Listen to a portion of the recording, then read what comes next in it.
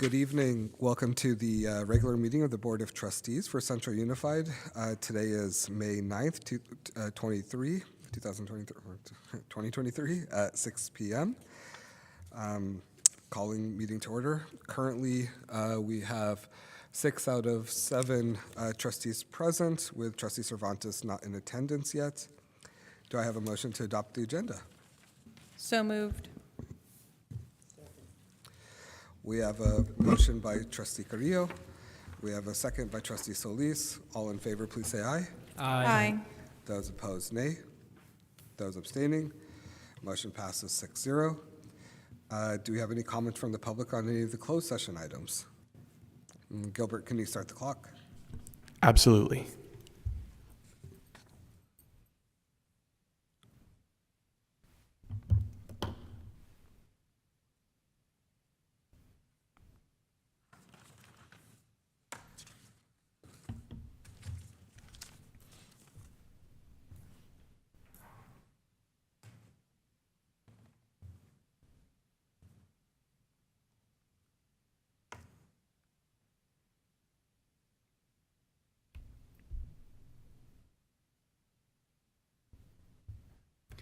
Thirty seconds have passed, and we have no comments by phone at this time. Thank you. Then we will go ahead and move to closed session.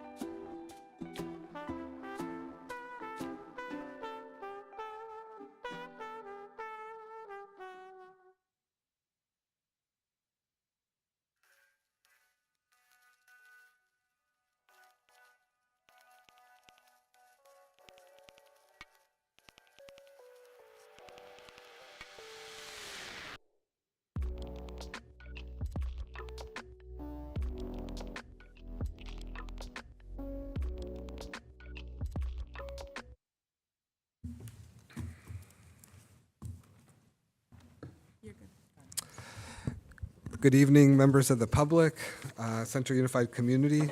We return back to open session for this May 9th, 2023 at 7 p.m. for the regular meeting of the Board of Trustees. We reconvene from open session. I report out the following. The board is pleased to make the following closed session report out. During closed session, the governing board took action to appoint Mr. Amir Iqbal as the next Assistant Superintendent, Chief Business Officer, effective July 1st, 2023. The vote was unanimous. In addition, for Trustee Cervantes joined us at 6:10 p.m. For item E2, the certificated personnel report, we had a motion by Trustee Cervantes, a second by Trustee Kerfan. Item passed 7-0. And for item E3, classified personnel report, we had a motion by Trustee Cervantes, a second by Trustee Carrillo. Item passed 7-0. Next, we move on to the Pledge of Allegiance. Vice President Carrillo. Please stand. Did you say 6-0 on the first one or 7?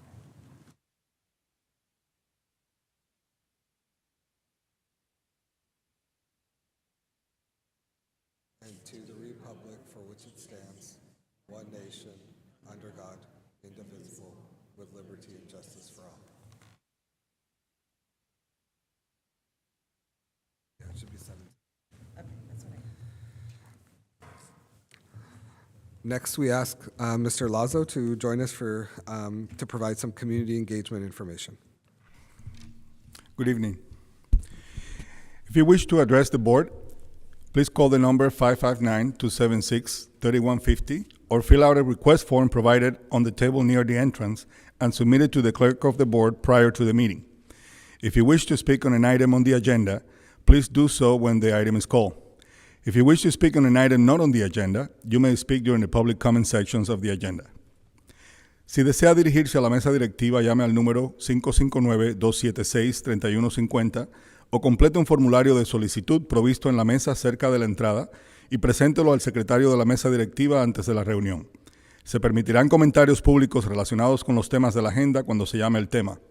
Los comentarios públicos sobre un tema que no esté en la agenda se permitirán durante la sección de comentarios públicos de la agenda. The district welcomes other language speakers to the board meetings. Anyone planning to attend and needing an interpreter for a language other than Spanish should call 559-274-4700 extension 10150 by noon on the Friday preceding the board meeting or at least 48 hours in advance of the meeting, so arrangements can be made for an interpreter. El distrito da la bienvenida a las personas que hablan otros idiomas a las reuniones de la mesa directiva. Cualquier persona que planifique asistir y necesite un intérprete para un idioma que no sea español, llame al 559-274-4700, extensión 10150, el viernes antes de la reunión y antes del mediodía, o por lo menos 48 horas antes de la reunión para poder hacer los arreglos para la interpretación. Muchas gracias, Señor Lazo. Next, we move on to presentations. Our first are our school activities presentations. If we can ask Ms. Emma Schofield, our student body president of Central High School, to join us.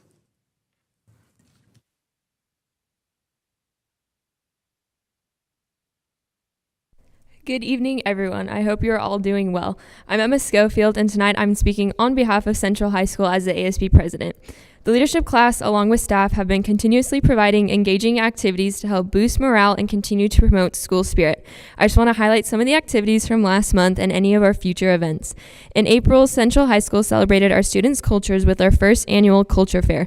It was a great success, and students were very interested in the different booths run by our school's diverse clubs. The fair ended with the breaking of a piñata sponsored by our Spanish club. Also, in April, we had 2 students, Abigail Ross and Cassandra Iro, receive first place for their documentary, The Legacy of Central High School, for the Picture the Valley Film Festival that was sponsored by the Fresno County Office of Education. We are very proud of their effort in highlighting our school's 100th year anniversary. On April 24th was a talent show right here in the PAC, which celebrated all of the talented students from Garza, Central East, and Central High School. Upcoming events will be our Claws Luncheon, celebrating our students that follow all of the claws, which is a list that encourages good behavior by our students. This week, we have been celebrating Teacher Appreciation Week and have been recognizing our teachers for their amazing work with our students. Our Ag department will be hosting their FFA Spring Banquet on May 18th to highlight all of the Ag students that have received awards over the past school year, along with celebrating our graduating seniors, and we hope you can attend. May 20th is our junior-senior prom, and that is always a great time to have by all. On Wednesday, May 24th is our open house, and it would be great to see all of you attend and see some of the creative things that have been going on in our classrooms. Thank you for your time.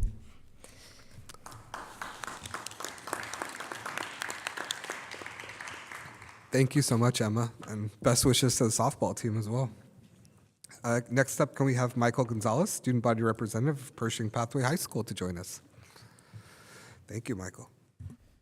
Hello, my name is Michael Gonzalez. I'm the treasurer for the Pershing FFA chapter and student body. This spring semester has been a very busy one at Pershing. During this spring semester, we've had a lot of trips, events, and even some programs.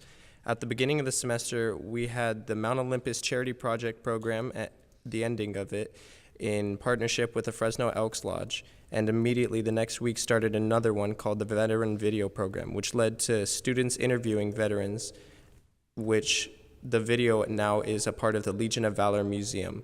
We've also had many different groups attend the Scout Island Leadership Academy trips. Our seniors were able to attend a tour of Clovis Community College in order to get first looks at the campus for those who will be attending classes there in the fall.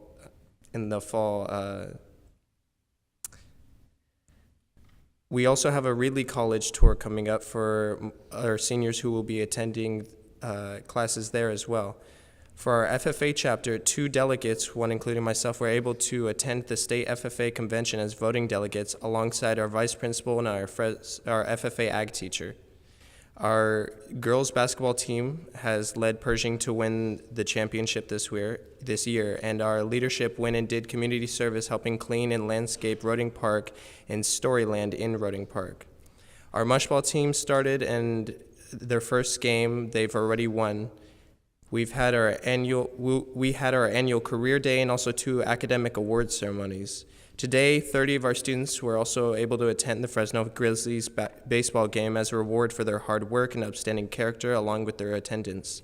And coming up, we have this year still a volleyball tournament, the annual FFA awards ceremony, and the biggest thing that everyone's looking forward to, the 2022-2023 graduation ceremony, which will be held here at the PAC on June 5th. Thank you.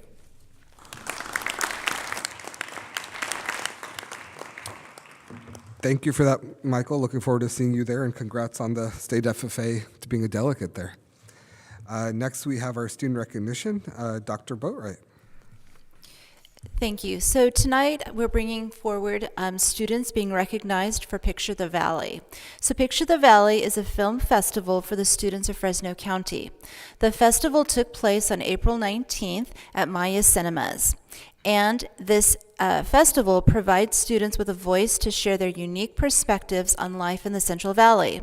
Connections to 21st century learning make this competition engaging and relevant performance task for all of our classes. Picture the Valley is open to all Fresno County students. So tonight we want to recognize our winners from this event. Winning first place in the senior documentary category was Abigail Ross and Cassandra Arrow. Their film, The Legacy of Central High School, took first place. This highlights the 100-year history of Central High School. Also, winning the senior sweepstakes superintendent's grand prize for personal narrative is Jaden Vang. Jaden's film, titled Ma Lore, is the story of Jaden Vang's grandmother and her journey to America. Congratulations to these future directors, and we'd like them to go up on stage to be recognized.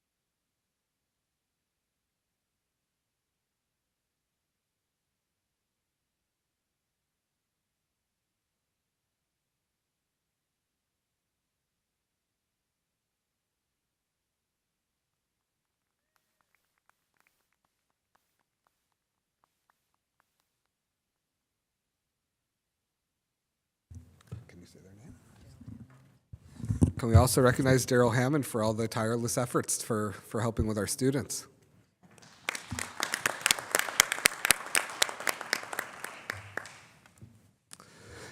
Next, we turn to our Employee Association highlights. Can we have a member of our Central Unified Teachers Association join us?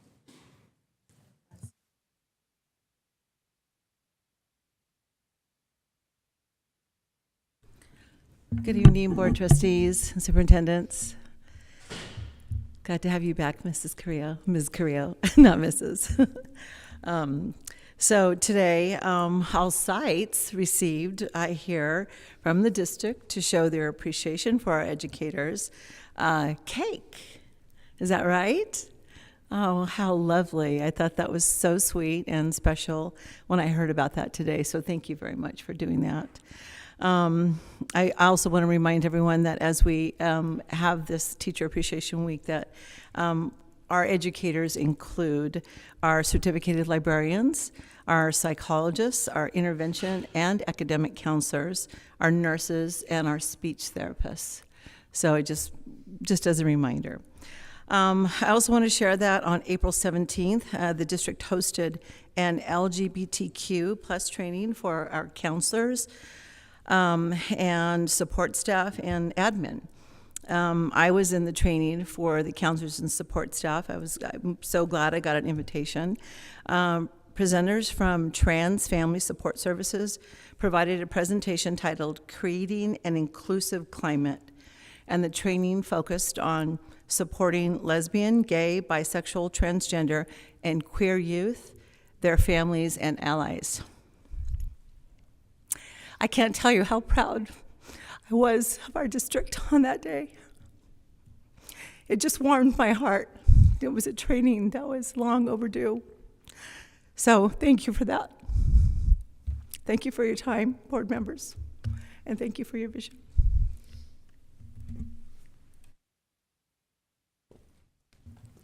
Thank you, Mrs. Martinez. Do we have a member from our California School Employees Association? President Angie Aguirre, great to have you here.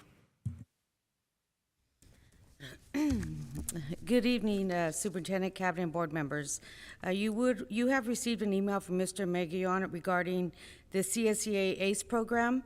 We still need a few volunteers to shadow a classified employee for an hour. It's a good opportunity to walk in their shoes and see how hard they work for the students and this district. Please, if you're interested, let Mr. Meguion know, and he can put you on the calendar and we can get together. As of right now, we have 25 classified members who volunteered. So we're a little short on admin and board members, so if you're interested, please let them know. And I'd like to thank Ketty and Gilbert for the resources they have provided to make this a success. Thank you.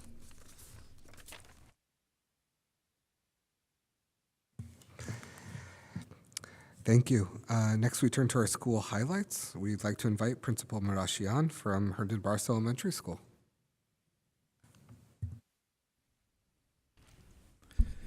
Good evening, Board President Singh, board members, Superintendent Davis. Thank you for having me. I'm excited to report on the things going on at my wonderful school, Herndon Barstow.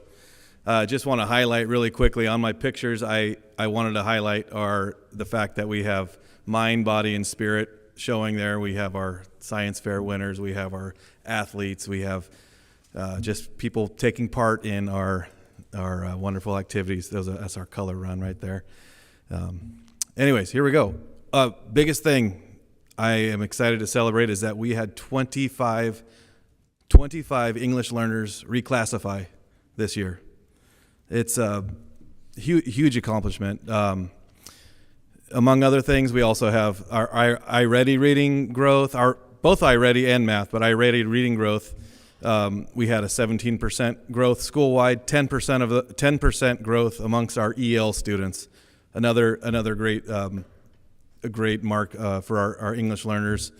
Our panorama survey, we have a lot of students. 88% of our students surveyed reported having supportive relationships with teachers or other adults at school. We had a lot of other interesting data from that, but we did have a 10% increase in families feeling the ability to connect as well. So I was really excited about that. In progress, how are we getting there? We have goal setting for all students in all grades, including the goal setting with our EL students.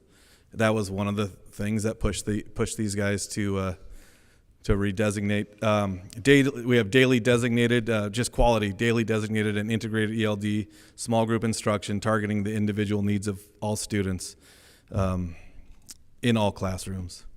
And this year we teamed with River Bluff to have our English Learner LPAC Academy. On a Saturday, we brought teachers from both sites. We invited students from both sites to have a tune-up prior to the test, which is something we're going to continue doing going forward. And it was great to team up as well. We have EL parent meetings, something we've done in the past and something we're continuing. Now these are just to outline what does the LPAC look like? What are the requirements of your children? What are the local assessments? And how can we help you to help them? And then just something that's always going on. We have a weekly video celebrating attendance, promoting positive behavior, and providing an SEL tip of the week. That's kind of interwoven into a lot of the things we do. Challenge. Our chronic absenteeism is last year it rose, and then this year it's even higher. So that's it's at 21.7%, which is something that concerns me greatly. But we're holding mini SARB meetings. We have held 104 so far. We had some scheduled for today. With those, those help. But we have data from showing that we have a 40% decrease in absences for students who we've met with their families after. So that's great data right there. We have attendance incentives. We've been doing this. Like I said, it's baked into what we do. And we are trying to connect with families before interventions are needed to promote attendance and address any roadblocks, making the connection. It's all about connecting. And then, there it is, family connectedness activities to educate and create a bridge between school and home. And on the bottom there, that's that was our first Success Together class this year. We had 4. All right, Spotlight. Hernan Barstow is focused on school connectedness. We've had several family events. Bringing the families back onto campus has been wonderful. Goodies with grandparents, pastries with parents. We had an incredible trunk or treat. We had a color run fundraiser. I've had principal coffees, really principal, vice principal coffees. We're out there, and we're seeking people out to come, and our liaison is calling families to come. And we have our carnival, and we have more events. So that's a big bulk of things that we've done. But it's nice to have families on campus. Our PBIS team, we are going for platinum again this year, which is exciting. Some of the things we do for the students to promote positive behavior is we have quarterly 4 and 5 star Lobo celebrations. Students that receive positive paws, they're able to use them in the store. They're able to buy their Tuesday popsicles with them. It's exciting for students, and we're continuing on. And our SEL tip of the week, our psychologist in our videos she gives all of us tips of the week, but it's great for the kids. We have been doing some fundraising. Socktober sock drive, we raised, students donated over 800 pairs of socks that we were able to donate to the Poverello House, and we have community partnerships. To mention a few, Menchie's and Pyology. We had our first responders on campus as readers. We have a firefighter coming onto campus next week to help our 5th graders drop their contraptions for the egg drop. We're really excited about that. And of course, our Success Together parent workshops, which we're going to continue next year. And that's all I have for my presentation, but I'm happy to answer any questions from you guys, if I can. Thank you, Principal Marashian. Questions, comments from the board?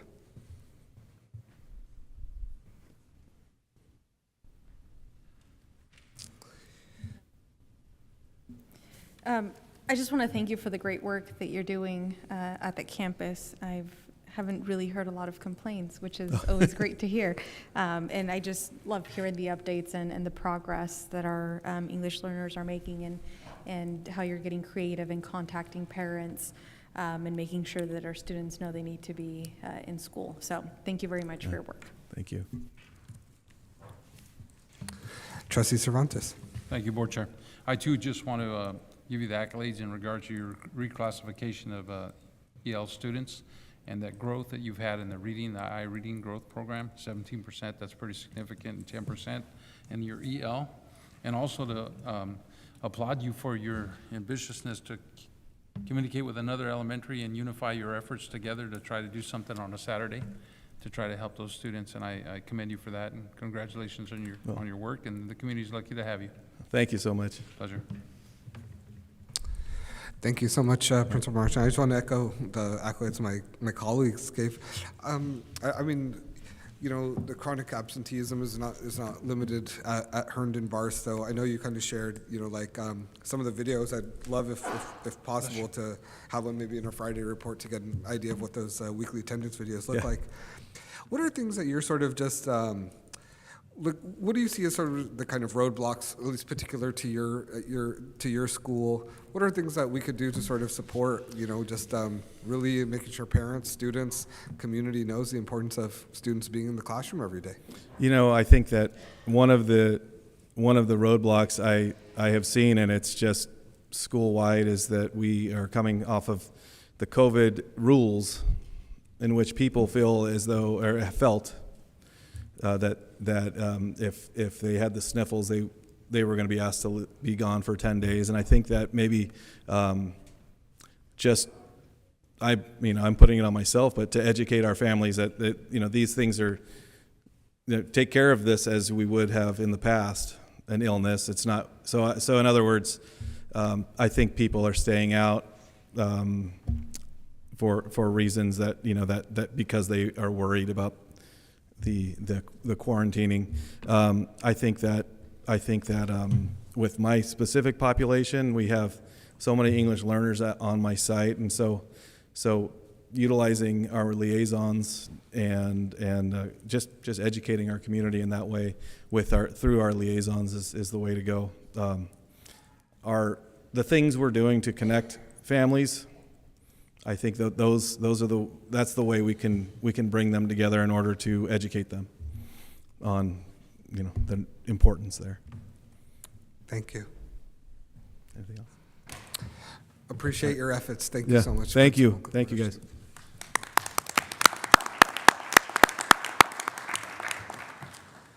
Next, can we have Principal Hogan from Glacier Point Middle School join us?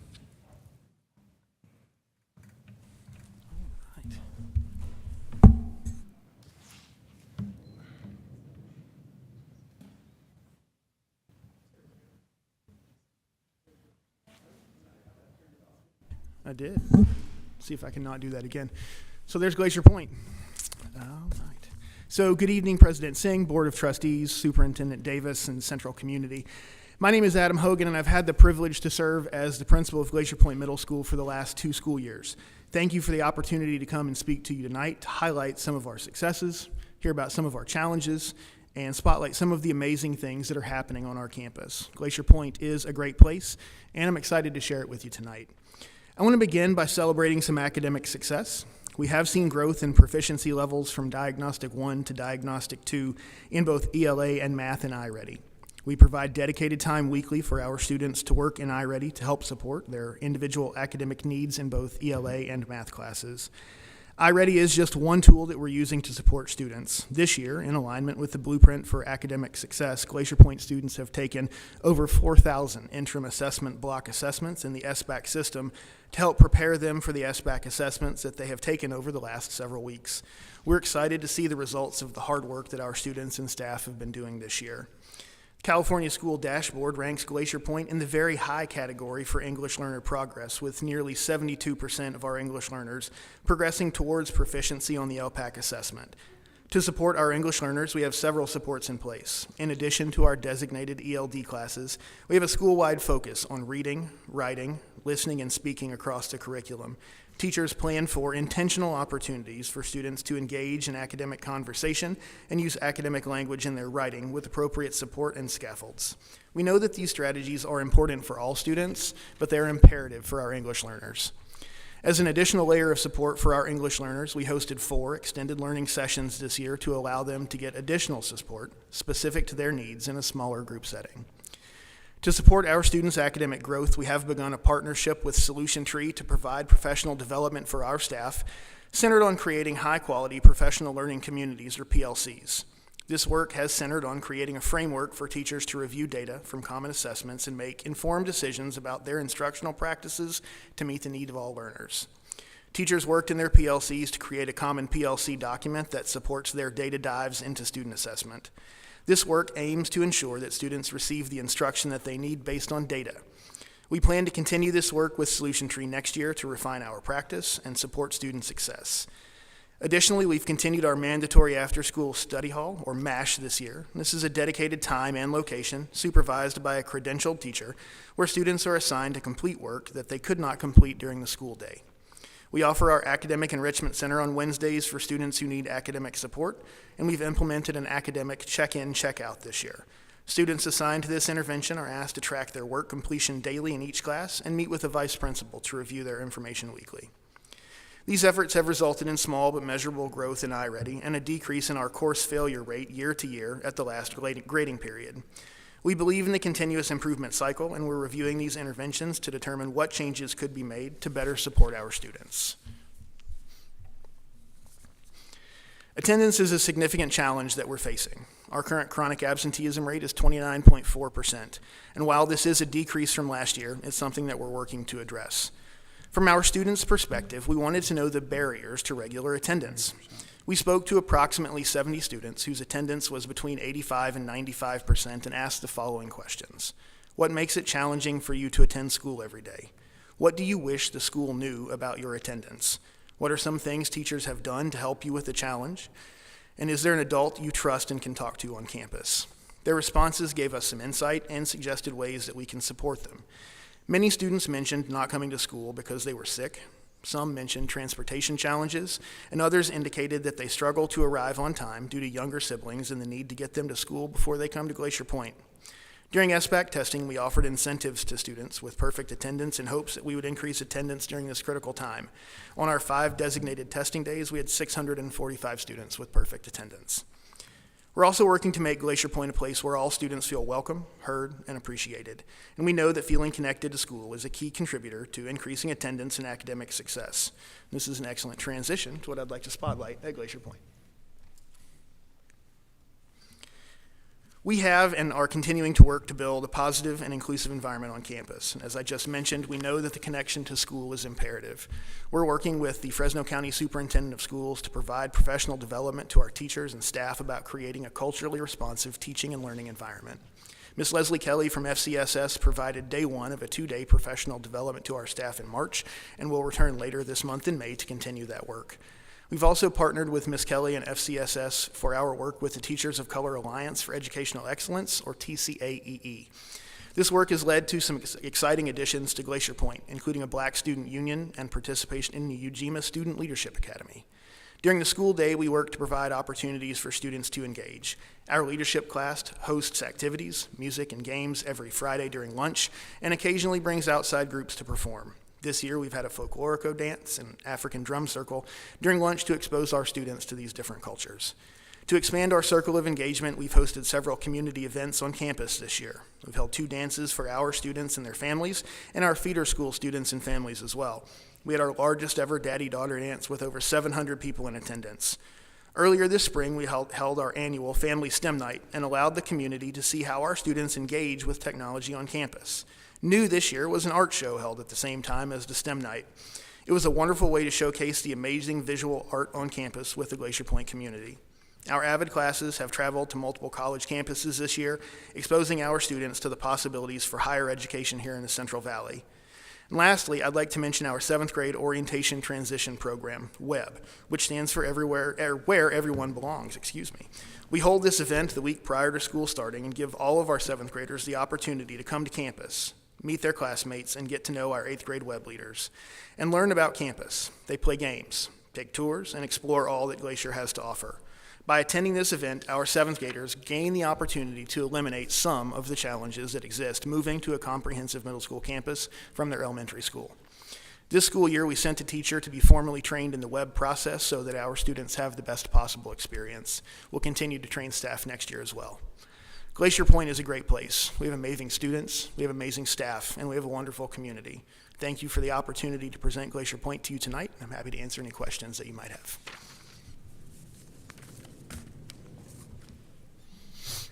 Thank you so much, Principal Hogan. Questions or comments from any of our board members? Trustee Mailing? I just have one question, and it might not be towards you, but maybe to admin.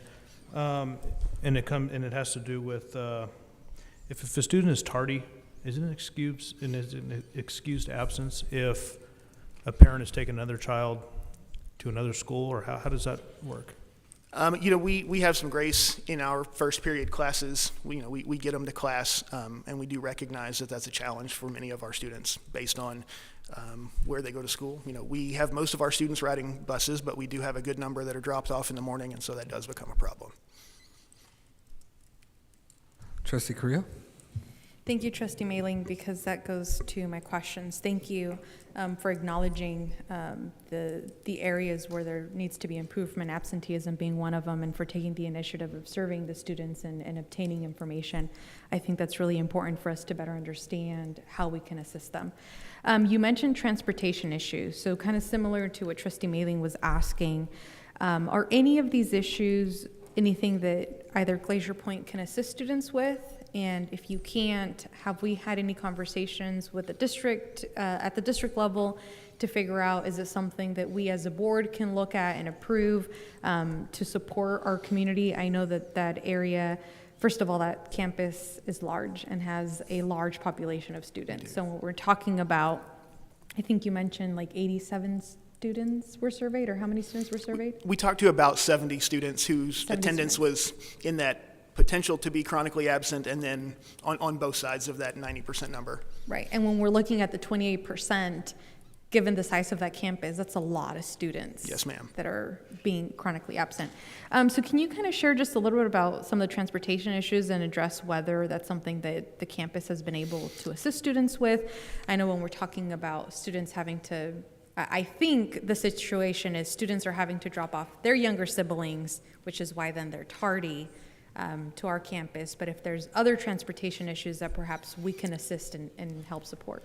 So primarily what they shared with related to central transportation is that if they miss the bus, they then have to walk to school. So I'm not sure that there is a solution for us there other than maybe working with them to find ways to wake up on time.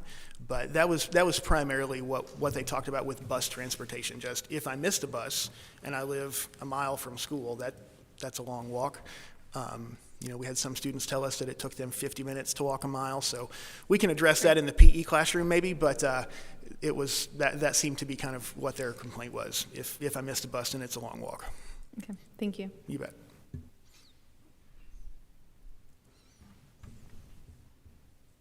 Trustee Kerfan? Thank you, President Singh. I was wondering if you could speak more, Principal Hogan, about the empathy interviews. Maybe what kind of if you could explain more about the challenges that led to this and the innovation in having these empathy interviews. Sure. I think that we can, as an administrative team, try to guess why students are not coming to school, but we thought it would be important to hear in their own words. And kind of, as I was sharing with Trustee Carrillo, that's what it is. They shared just those real life challenges. Sometimes I'm sick and I don't come to school, and we understand that and appreciate it and want to work with students to help support them through that. There were the transportation challenges. We didn't, I don't think, learn anything. There was no big aha in those empathy interviews other than these are 11 and 12 and 13-year-old students who are developing in these life habits, and we need to work with them to teach them the importance of punctuality and coming to school and as an adult work on time. Great, thank you. So it's just related to attendance then? I'm sorry, one more time. So it's specific for attendance then? Yes. Okay, my mistake then. Yeah, I think that sounds great. Great program, and happy to see that it's improving things in your school, and hopefully we'll see it continue to improve. We hope so. Trustee Cervantes. Thank you, Board Chair. I just had two quick questions. One in regards, I'm not that familiar with the mandatory after-school study hall, MASH. How's that working and how do you implement that? Because I'm really kind of curious if that's something we can implement in some other campuses as well. So that's one of the programs that we're looking at changing as we go into next year. With most of our students riding the bus, sometimes staying after school is a challenge for them. So we're working on ways to provide that during the school day. We're looking at doing it during lunch. So really just moving that program from the after-school hours to during the school day, so that we can get them the support that they need, and then streamlining a little bit the number and type of student that ends up in that program. So right now, students are assigned to MASH by their classroom teacher. If they didn't finish a classroom assignment, then they're assigned to MASH, and while we do call it mandatory, obviously we let students opt out of that if they need to go home to take care of younger siblings or anything like that, but we do like to call it mandatory to encourage them to attend. But we're looking at changing that program next year to really focus in on student grades, and looking at our core classes to find where students are struggling and having them serve in some capacity for maybe 2 or 3 weeks in a row to really help build the capacity in those classes and help them catch up so that we are able to prevent them from falling so far behind that they cannot then pass that class. And secondly, I just want to compound. We here, the board, wants to support that school, lock, stock, and barrel, as much as you need. Are we supporting you? And I'm not asking you to answer this question now. I'm not trying to pitch you into a situation. We want to make sure that you know that we're here to offer all the support we possibly can to embrace those challenges and turn those challenges into opportunities. So we won't know until you ask. You need more, ask for more.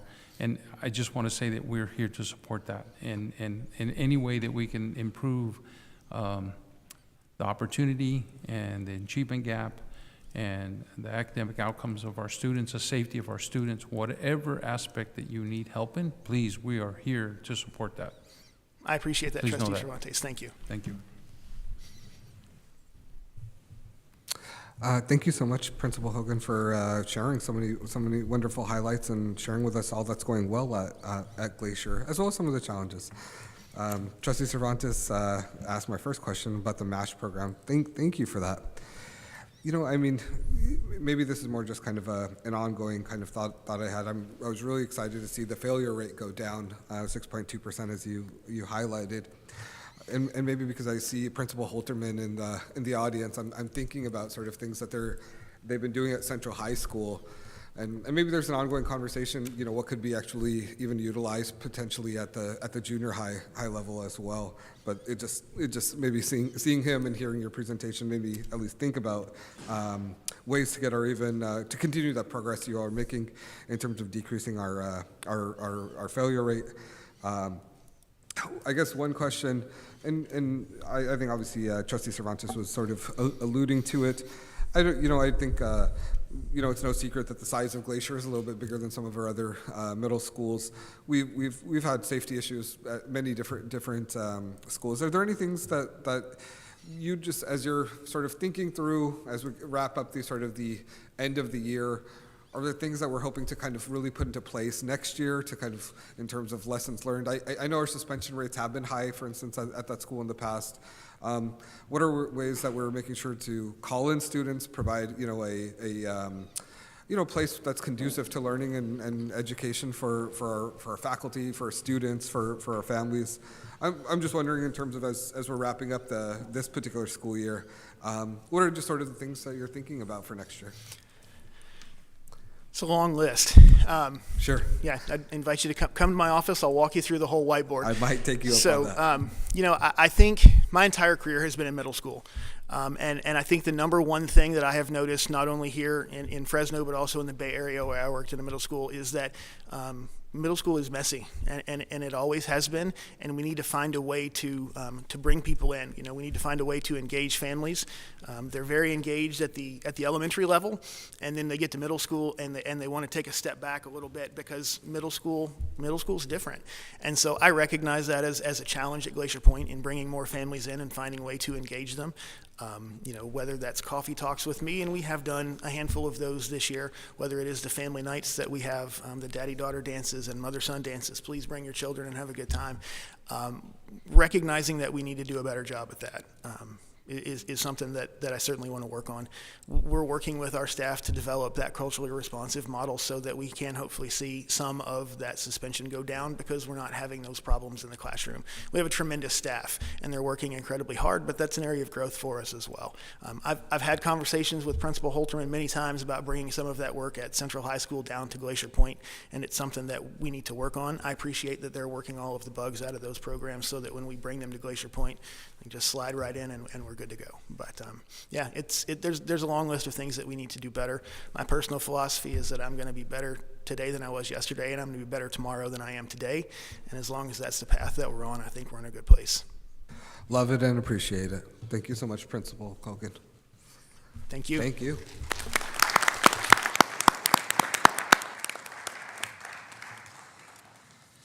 Next, we turn it over for Superintendent and Board Communications.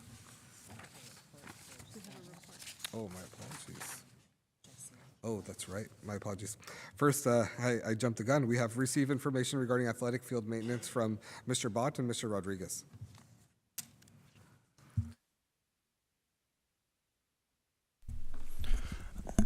Good evening, Board President Singh, board members, and Superintendent Davis. This evening, myself and Mr. John Rodriguez, our facilities director, are here to bring an item forward about our athletic field maintenance. School athletic facilities and fields are used by both school teams and community. Reservations for community use are processed through the web-based system, Facilitron.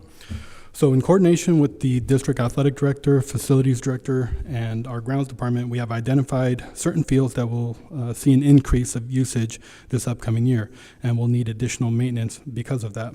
A letter has been drafted identifying those fields for yourselves and the public, and we're here as an information item. Happy to answer any questions regarding it. Thank you.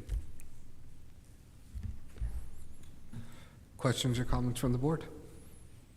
Trustee Carrillo.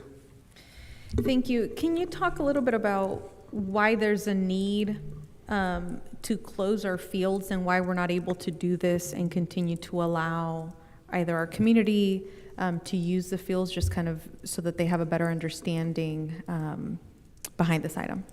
Yeah, so those maintenance periods, we call them blackouts for maintenance purposes. They're going to be anywhere from fertilizer. So we can apply fertilizer every 6 weeks.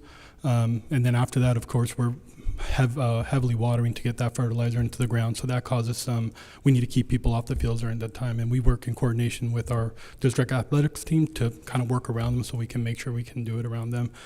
During that time, it also could be rodent control, pest control, and just rest. There's going to be a time this year where some of our fields are going to be used almost every day, and we need to let the field rest so we can also perform maintenance on it, but also just let that grass kind of grow. We just sometimes are just on the fields too much. We don't let the grass grow, and then it kind of, you'll get bald spots. Thank you. You mentioned this, and I just want to just make sure this is very clear for our community who may be listening as well. This schedule takes into consideration the needs of our school districts so that we're trying to minimize or eliminate any impact to our student use, right? Correct. Okay, thank you very much.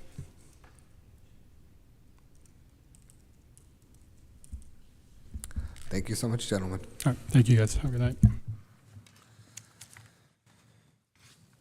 Next, we turn to Superintendent or Board Communications. Superintendent Davis. All right, just a couple of them briefly. It was mentioned a few different times. It is Educator Week, and later this month it is also our ACE program for our classified employees and staff. And so it's just a great opportunity. The school year has been long, and it's a great opportunity this month to just stop for a few minutes and thank all of the people that are either behind the scenes or right in front of the scenes. And so we are certainly enjoying that. And this includes our nurses, as was mentioned, who have a resolution on tonight's agenda for Nurses Day that celebrate the contributions that we learned very, very quickly a few years ago, how critical they were to health and safety in a school district.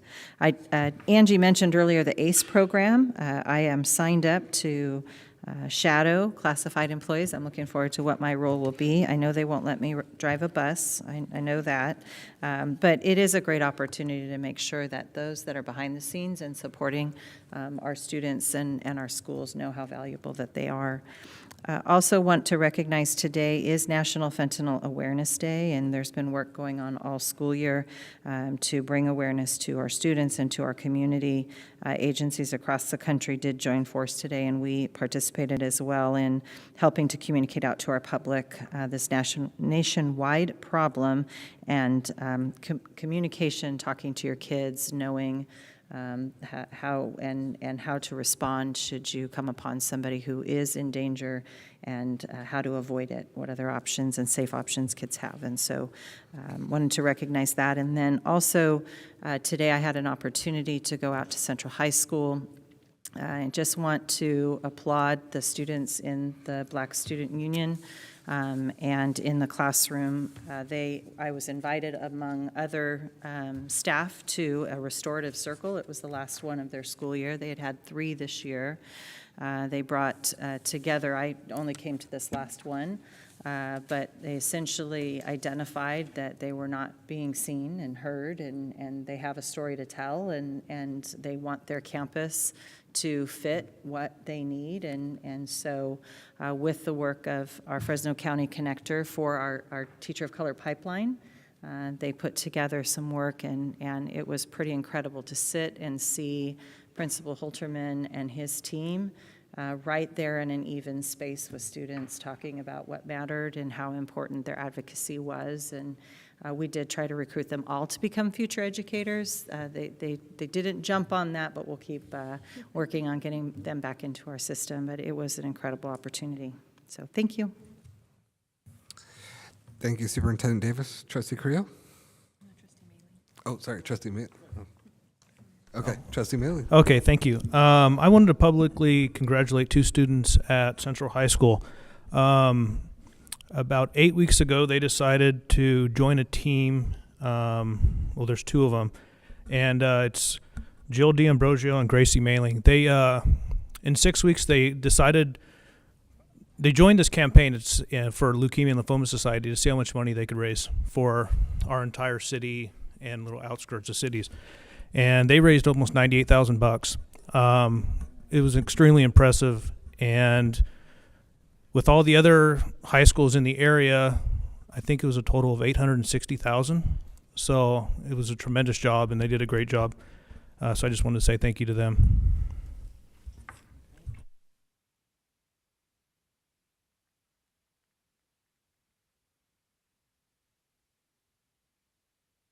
Any other communications? Then I just have 2 I want to also just appreciate. As Superintendent Davis shared, tomorrow is our School Nurses Day. I'm sure Trustee Sellers has some he has to think about, but I want to make sure we're thinking about all of our school nurses in appreciation. And second, I just really want to also appreciate all the community members that came out for our Foundation for Central Schools events, especially for our scholarship events. I mean, it's really the whole community that supports these, and obviously Serena and their kind of tremendous team of volunteers from throughout the district that put on such events. I really want to just express my thanks and appreciation for all of them. Next, we open from comments from the public. Setting 30 seconds.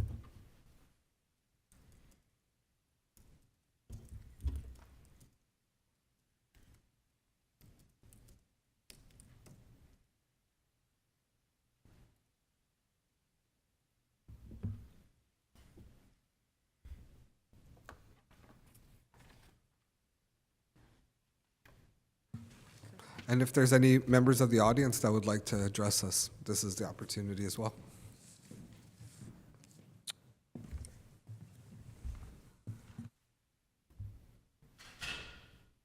"30 seconds have passed, and we have no comments by phone at this time." Thank you. We move on to our consent agenda. Do I have a motion? So moved. Second.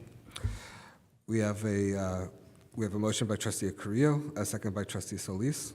Those in favor, please say aye. Aye. Those opposed, nay. Those abstaining, motion carries 6-0. I think trustee Kerfan is missing for a moment. We move on to our action items. Our first item is to approve employment agreement for Assistant Superintendent, Chief Business Officer. I'd like to read then a comment. We are making an oral report.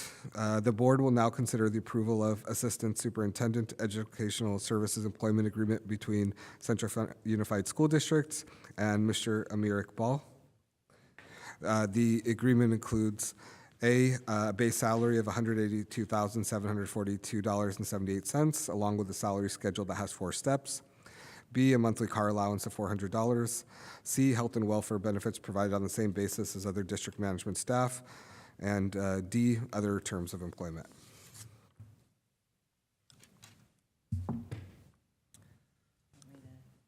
Yeah, Superintendent Davis, if you'd like to address a little bit more. Thank you. So we're very excited to add Mr. Amir Iqbal to the team. He is here this evening, and we did ask him if he could come up and to the podium over here and just introduce yourself.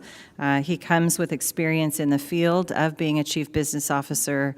He comes with experience with facilities, maintenance operations, transportation, and a lot of great ideas. And so we're excited to have him on our team. And so prior to that motion, if we can introduce you and welcome you, be great. Okay. Thank you. Good evening, board. My name is Amir Iqbal. I wanted to thank you for the opportunity to join Central Unified School District.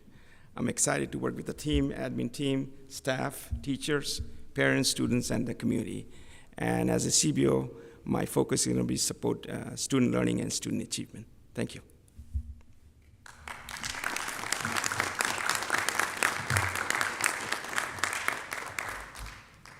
Any questions, comments, or do I have a motion? Motion to approve. Second. We have a motion by trustee Solis. We have a second by trustee Carrillo. Those in favor, please say aye. Aye. Aye. Those opposed, nay. Those abstaining, motion carries 6-0. Mobadico. Welcome to Central.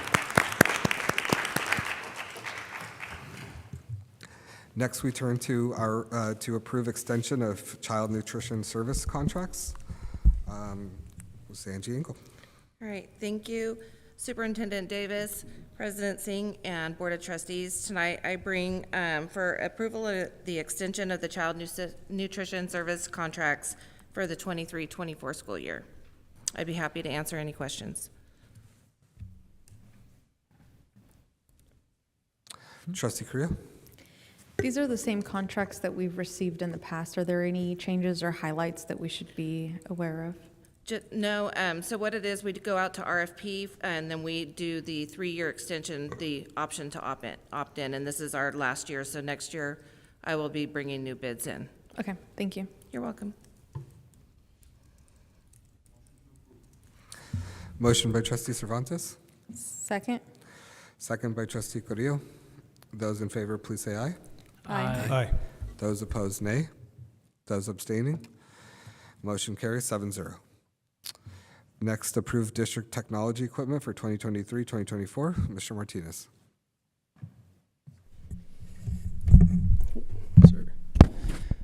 Good evening, Board President Singh, board members, and Superintendent Davis. This item is coming back to you for action. It's coming back again in 2 parts. First part is the district technology refresh. That is ensuring that our teaching and instructional support staff have adequate access to technology to support their job roles and ultimately supporting our students' success. The second part is our student devices for our 8 portables at the Justin Garza High School. I'll be happy to answer any questions you may have. Trustee Carrillo. So this refresh, are we replacing equipment? Because we transitioned to Max, what was it, 2 or 3 years ago. I don't know, with the pandemic years, I'm confused Yeah. when we did the transition. It but makes we it feel replaced- that, yeah, it makes it feel that way. Can Yeah, you it just was, remind us what we did previously, especially since we have 2 new board members, so that Correct. they know what we've done in the past and where we are Right.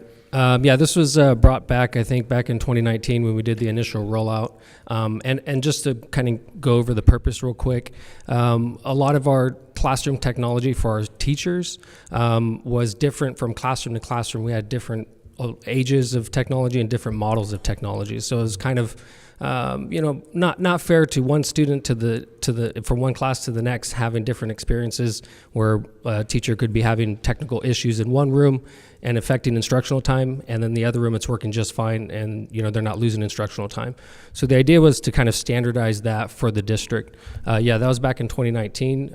We've had a lot of success and a lot of positive feedback with this program, and we're trying to do the second generation refresh for that. Okay. Thank you for that, because, I was thinking, I couldn't remember if it was during the pandemic or right before. And then, are we also offering any training? I know when we initially did the initial transition in 2019, we offered support. I know you and your team did that. Are we going to do that again to make sure that our teachers do have the necessary knowledge to operate the new bells and whistles? There'll be training, but the primary training will change. So initially, our primary focus was on the heavy concept of moving from a Windows device to Apple, right, to Mac OS. This training is going to be more of just helping you get started, but we're going to have the additional training, the more in-depth training available if needed. Okay, thank you. Mm-hmm. And then the Chromebooks, this is just for the Justin Garza portables, is that correct? Or can you? Just for the 8 portables at Justin Garza, correct. Okay, thank you.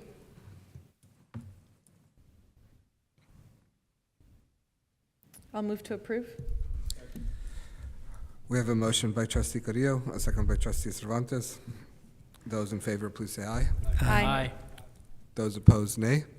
Those abstaining, motion carries 7-0. Thank you. Thank you. We move on to our information items. Item number 1, receive information regarding School Facilities Planning Committee. Superintendent Davis.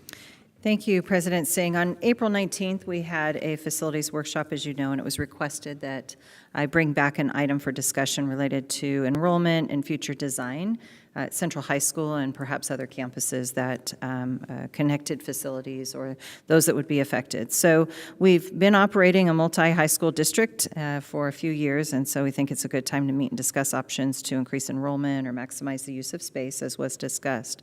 So I attached an overview of what a committee to study this work could look like, just for a place to begin in the discussion. It includes how we can include input of our community, our students, and our employees, and wanted to give you an opportunity to give some discussions, some direction, some ideas around how we might pursue this work. Our goal is to, as we discussed during the workshop and heard in your discussion, is to get feedback from our community and from our teams on how we might maximize space at all of our campuses and balance that space as well, get some input of what might be some options to pursue, and then bring those back for you to have discussion on. I certainly am not proposing that we go into a group, make a decision, and then bring that back to you. I'm envisioning, as was discussed by all of you, that there's probably multiple options, and so to work through some of those and bring those back to you are how I've described it in the attachment. I did mention, if I can walk just briefly through the attachment, kind of the background of what led us to this place, what the responsibility could be of the School Facility Planning Committee. I did capture a lot of the ideas that were discussed during that open workshop around what might be ways to increase or change enrollment between our campuses. How the decision-making process would or could be in operation. And I did have a couple options on the meeting and timeline, which I think will be helpful to get some input from you on.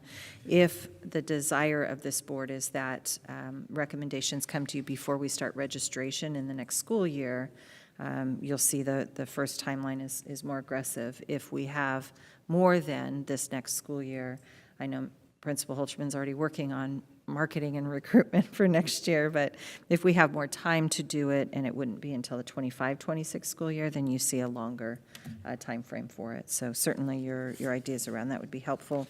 And also, I did attach a list of a place to start who might be great participants to this work, and you'll see a balance of administrators at the different levels, certainly the administrators of the high school campuses affected, representation from our labor partners and from key content areas, and then you'll see a balance of parents from throughout our community and students from throughout our community, higher ed, et cetera. So open it up to you, and would love some discussion and some input from you on how we can begin this work. Thank you so much, Superintendent Davis. Comments from the board? I mean, I think at this point, obviously, it's just an information item, but administration is looking for recommendations and probably first and foremost also a timeline, since that will probably determine whether we are trying to push this conversation for the upcoming, sorry, not the upcoming school year, but the 2024 to 2025 school year, or the 2025 to 2026 school year. And there are things that we would have to get done in terms of our relationship with the California Department of Education, hence why getting that timeline is so important. Opening comments? Trustee Carrillo? So I was absent from that workshop because I was ill. So I would just like to hear kind of the conversation. I know there's a summary here and there's not a lot of details in the minutes. But when we're talking about programs, are we specifically talking about like the special programs that are being offered at Central High School versus Central East, or what are we talking about is the purpose of this committee? And is it exclusively for programming, or are we talking about more broadly like school facilities? Because one of the things that I think we need to have a serious conversation about and consider funding is an administrative building, and something where we as a board have a board meeting room. I know that when we're talking about programming, our use of the PAC impacts student programs.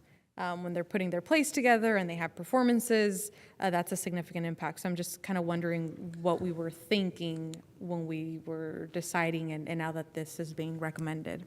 So I'll do my best to address the question. First and foremost, it really was around looking at our enrollment. Currently, I think our projections, and please, Assistant Superintendent Collegian or Superintendent Davis, correct me, we are projected for next year to be around 2,100 at Justin Garza High School, about 1,700 to 1,800 at Central East, and about 600 to 700 at Central High School. And so obviously this is an extremely important conversation to relieve some of the pressure at Justin Garza and at Central East. We related to programming, it has there's a connection to facilities, but it's also giving direction and in conversation with administration about how can we make Central East in the most, not just more attractive, in some ways we have to figure out how to also increase its enrollment. Other ideas or comments? Trustee Solis. And I think the conversation was, you could divide it up into short term and long term. There was a presentation about an administration building, but that was going to be at least one school bond down the road. I think what the board was looking for was input from the public. It wasn't an attempt for the board to have them make the decision. We want them to bring to us options, as well as any options any board members can have. And that can be accomplished in different ways. You can utilize magnet programs as you suggested. You can redo the district lines for the services for each one of the school sites. There's different things you can do. You might decide to move, a certain class of high school students at one facility than the other facility. There's all sorts of options that can be here. So basically, we wanted the community to wade in, give us some options. Then we would look at their recommendations, as well as any recommendations of the board and staff, and proceed.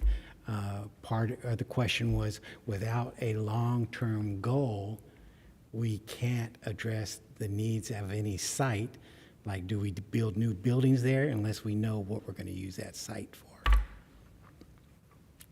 That's it. Thank you. I mean, I think to that end, one of Superintendent Davis's question was whether we're looking at the 2024-2025 academic year, 2025-2026, right? I think that's going to depend on what the recommendations of this committee are.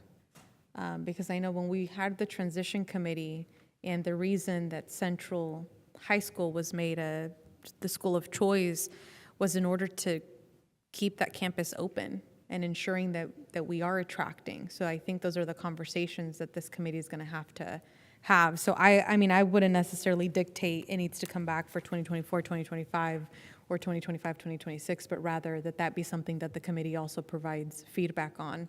And then you as our administrators and our staff that are going to have to develop these programs determine what is feasible and reasonable. That would be my recommendation. But I like the idea. Great job.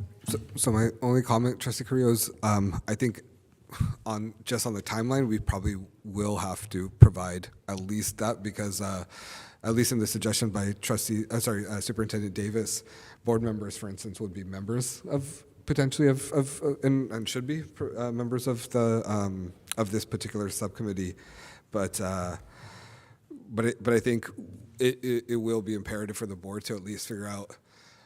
Now, building out those programs, to your point, may some may be in an earlier period, some may be in a later period, but I think it influences when we constitute and how aggressively they have to actually begin recruiting members and starting the application for the subcommittee. Trustee Solis. One suggestion, I see that we have one board member appointed and one on rotation. I'd like to make the recommendation we have 2 appointees and 1 on rotation.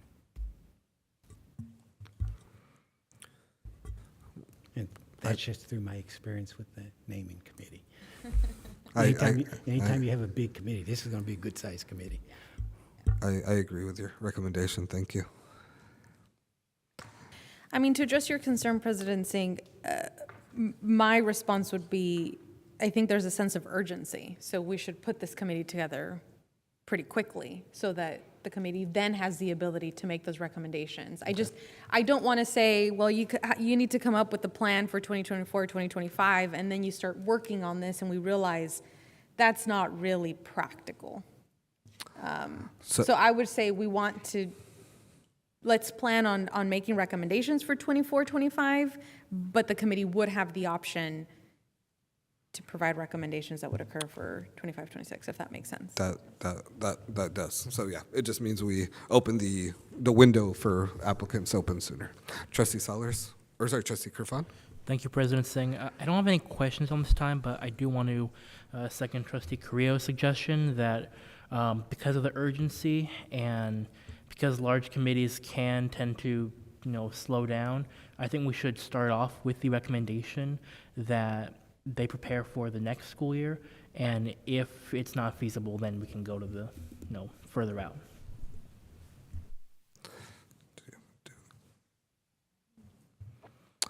So I think those are our opening recommendations. One, Trustee Solis's suggestion to have two board members and a rotating third, and Trustee Carrillo's recommendation that we begin to have a situation where potentially the 2024-2025 school year could be addressed, and if the committee should choose, we can move it a year. Perfect. And we're eager to get started. What I'll do is I'll come back to the next meeting so you can think about if you'd like to be interested in participating. I'll bring that back to ask you all to discuss and nominate for that at the next meeting and get all of the other pieces going for advertising and recruitment. And I know Principal Holterman, I just keep looking out. I know you've got a lot of ideas too, so I think it's going to be a good conversation for us to to really think about our future out at Central High School and how it relates now that we have two fully comprehensive high schools as well, that balance is pretty magical. So thank you. Thank you. Next, we turn to Mr. Collegian as we receive information and hold a public hearing regarding contract openers for labor negotiations between Central Unified School District and Central Unified Teachers Association, Chapter 961. Thank you, President Singh, and pardon the long title in the agenda item, but both Central Unified School District and Central Unified Teachers Association looks forward to successful labor negotiations and working together on ongoing labor matters in an effort to support students in our school district. In compliance with Government Code Section 3547, a public hearing must be held prior to adopting the initial proposals by both CUTA and CUSD, of course affording an opportunity for the public to provide input and also to be informed. This is an information item. We are asking respectfully that this item return to the May 23rd board meeting to officially hold a public hearing and then subsequently begin labor negotiations with the Central Unified Teachers Association. Thank you very much.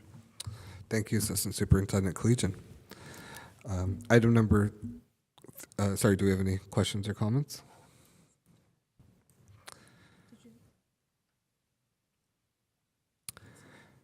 We should, it's a public hearing. Yeah, so this will be moved to an action item. Item number 3, receive information on the Biola Pershing Community Wellness Center. Ms. Pennington. Good evening, Board President Singh, Superintendent Davis, and members of the board. I'm Christine Pennington, Area Administrator. This evening, I'm going to be providing you with information about the Biola Wellness Center. So the Student Behavioral Health Incentive Program is a program that was created to address the behavioral needs of students in order to support the work that's being done in school districts now. And we know after COVID, that this is a very important topic. The program provides state grants to schools and to other care providers. Central Unified applied for this grant with Biola being the focus, and a needs assessment was done through a survey, and a community input session was held. This session, held at Biola Elementary, provided valuable feedback on the concerns and challenges the community have in providing access to mental health supports. So Central Unified was awarded the grant for work to provide a community wellness center at Biola Elementary. So the Biola Wellness Center is a partnership between the Fresno County Office Superintendent of Schools and the county's Department of Behavioral Health. So a united effort to provide mental health services to students, families, and the community. The Wellness Center will be a safe place for families and students to come and receive services, connections to resources, and professional development, all dealing with prevention and wellness. And so the building will be approximately 1,400 square feet and will have a restroom, 3 private treatment rooms, a large room for activities, events, and education, and there will be services offered at the Wellness Center that will be available to the entire community, the entire Biola community. So the Wellness Center will be placed adjacent to the school library and will be accessible to the community outside of the school day. After hours activities and treatments will be staffed through the Fresno County Superintendent of Schools and County Behavioral Health. And during the school day, Biola staff will be able to utilize the center for various purposes, including intervention counseling services, all for youth services, parent education, and more. So Biola administration and staff are honored to have been chosen to host the Wellness Center on their campus, and it's going to be just a great asset to the Biola community. I'm happy to answer any questions. Trustee Creel? Thank you. That's very exciting. A couple of questions. So the partnership, that means that we as a district will not be operating the wellness center. We will just have access, right? It's going to be staffed by non-district employees? It will be staffed by non-district employees through the county, but then during the school day, it'll be accessed and used by the site. So Okay. they'll be. So I guess my only concern, I know that Biola has a large community that is primarily Spanish speaking. So are there any is there any ability to ensure that the staff we have there are bilingual and speak Spanish and can communicate and provide the support? Because having the wellness center is going to be critical and fantastic, but if they can't communicate with the students or the parents or the families in that community, that's a great challenge, and it's probably going to deter from our community to being able to access. Have we had any discussions about that? That's a great question. I can come back and I will get that information. I know that the meeting that was held where they took the information from the community and from the families, there was a lot of discussion about different topics and needs, and it was held with translation at that meeting, and so definitely a great question, and great. We'll come Thank back. you. I appreciate that. Trustee Carrillo, they are very aware of the demographics for that area, so they will be sure that there are people there that can communicate with our community and actually offer those services in their primary language. Okay. And that is something that, even though we're not running the programs that are within that wellness center, they are our families and our students, and we'll make sure that their needs are met. Okay, that was going to be my second request, that to the extent that we're at the table and having those conversations, that we're advocating. I think it's a much better situation when we have staff and the medical providers who are bilingual, but if the result is at a minimum having interpreters available to help our families. So thank you very much. If I can also add, I think what will help in your questions is when it comes back for action, there will be an agreement that is attached. Right now, it's being reviewed. Our attorney reviewed and gave us some input on, it's a 40-year lease because essentially we earned a grant. It is for Biola, and they will partner with the All for Youth staff that is currently there to have space. But the principal absolutely has some, as was just described, some jurisdiction for how we use it. But it is a lease of land. The grant awarded, and they will put in and put all the fixtures there. So it'll help when you see the contract. We just had some asks in the contract, so it's not attached tonight. Thank you. I just saw the layout, which is why I had some of those questions. So thank you for the clarification. I appreciate it. Any other comments or questions from the board? One last comment. I just want to commend you all for seeking this grant and advocating on behalf of our district and that campus. It's going to be a great asset for that community. So again, thank you. Definitely. All right. Thank you so much. Do we want to return as an action item once we get the contracts? I mean, it can return as consent, and if there are any I questions. think there was an agreement that was going to be attached. Right. That it was a contractual agreement. Right. So, yeah, in case there's questions in regard Yeah. to Okay, that agreement, excellent. I think, yeah. Thank you, Ms. Pennington. Thank you. Next, we are going to receive information regarding legal services for 2023-2024. Superintendent Davis. I'm so excited for our new CBO to start, but I'll do this item tonight. This is legal services for next school year, 23-24. We do have 5 vendors or legal services that we do use, and it's time to renew annual contracts. Just to note, Fresno County Superintendent of Schools, our contract with them actually goes through 2024, but we did include them in the list so that you know both. In past years, you have asked what legal fees have we paid up to this point in the year. We wanted to make sure they were included, and also that you knew they were one of the entities that we do gather legal support from for different purposes. You will see our increase in fees. There are different specialties that we utilize each of these legal services for. For example, the second one that we call F3 specializes in special education. And the last one, 5, Rossini, is actually a joint legal issue we had many years ago.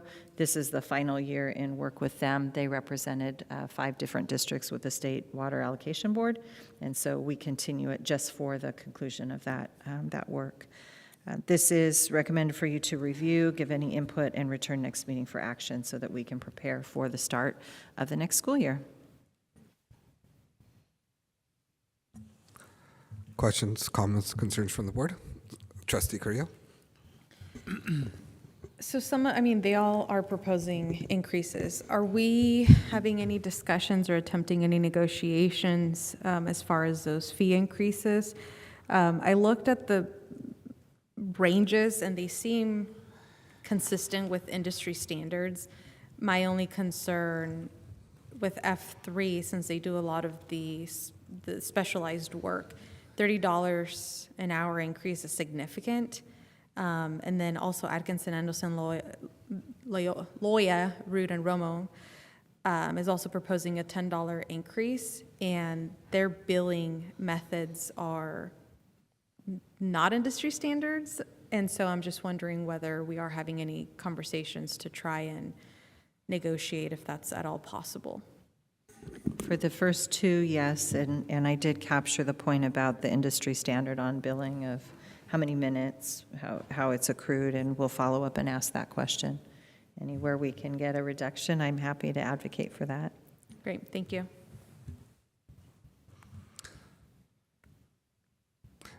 With no other than comments from the board, I'll ask for this to return as an action item pending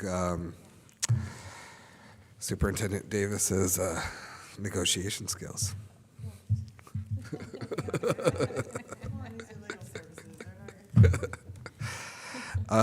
Next, we'll be receiving information on the sale and disposal of surplus obsolete district property. Ms. Engel. Thank you, Superintendent Davis, President Singh, and Board of Trustees. Tonight I bring information on the sale and disposal of surplus/obsolete district property. It's the recommendation of administration to move for approval on the May 23rd board meeting. I'd be happy to answer any questions.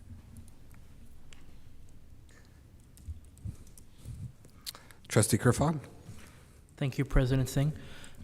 I see here that looks like River Bluff and Central Elementary are getting rid of a lot of their tablets or laptops that are considered in good condition. I was wondering what the reasoning would that be? I believe that they are in good condition, but we are moving towards the MacBooks, and so they're obsolete. That's what I figured. I thought it might be related to item 3 from earlier. Okay. And would you be able to speak on the Promethean boards at all from Roosevelt? I see we're getting rid of quite a few of those. I'm going to need a little bit of help on that. It's the similar situation, outdated technology. Promethean boards have been, the Promethean boards that we have in the district are pretty old, beyond the 7 years. And we're moving towards other, new touchboard technology or like Apple TV displays. Okay, I'm just curious. I remember when those were like the big new thing, and sad to see them go. Yeah, yeah. All right, I'm sure we can arrange, as I used to make comments when I was at Fresno State and had a couple of administrators who loved particular chairs. I'm sure we can arrange to give you one if you really must keep one. One of the things I wanted to add, those boards, we started updating that technology also around 2019, 2020. Sorry. Just stay up here with me, Chris. Please. Actually, I want to say we started that, I think, prior. I think it was probably in 2018, maybe the prior year. Mm-hmm. Yeah, and we've just been working slowly by, getting through all the classrooms on that piece. Mm-hmm. Right, and if you haven't been to some of the campuses with the new technology, the integration between the Macs and then using the smart boards and then the students using their Chromebooks is really incredible. So that would be one of the reasons why you see a lot of those items now being replaced. All right, thank you for the information, Trustee Creo. And I'm looking at some of the Promethean boards. They go back from 2010, 2014, 2015, so they are pretty old. Okay, thank you. I just always want to be a little bit. I always like to get more extra information when I see that we're disposing of items or facilities in the schools that are in good condition still. So thank you for the context. They'll be auctioned off too. So. Excellent. Trustee Malin. Thanks, Mr. President. Is there any advantage to giving these to some of the families in some of our areas that would that help them? I don't know. I don't think we're going to get a huge value back to the district on this. We might gain it if we gave them away. I believe there is a board policy on donations to families under a certain dollar amount. So we can look into that. Thank you. I'm interested in the 1982 computer. You have to pay for that one. Clearly. If no other questions, we'll return this to our next board meeting as a consent item. Actually, can we have it come back as an action and get some follow-up information to Trustee Mailing's question and maybe have that board policy or administrative regulation included, please? Absolutely. Yeah, thank you. Thank So you. we'll return as an action item at the next meeting. Next, we move on to advanced planning. No changes on the calendar. Any additional information or closing comments from any of our board members? I just want to wish all the mothers happy Mother's Day Sunday from the cabinet and all the way down to staff, teachers, and every mother within the Central Unified School District. Happy Mother's Day. And I'll just add that those that celebrate tomorrow. On the 10th, May yeah. 10th. Yeah, Happy right. Mother's Day to you Right. as well. Our next meeting, as a reminder, will be held on Tuesday, May 23rd, 2023 at 6 p.m. for closed session and 7 p.m. for the public session here at the Central East High School Performing Arts Center. And we will be adjourning to closed session. Thank you all in attendance.